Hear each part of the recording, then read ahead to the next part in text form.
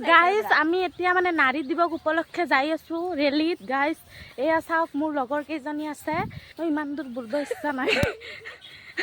আপোনালোকক দেখাই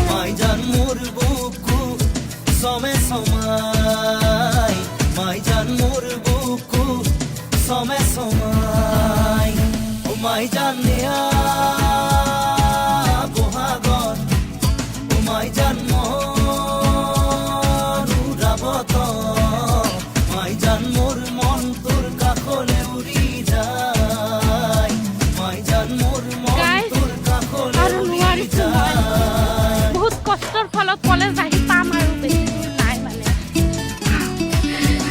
কোনোবা যদি চাহ পানী যোগান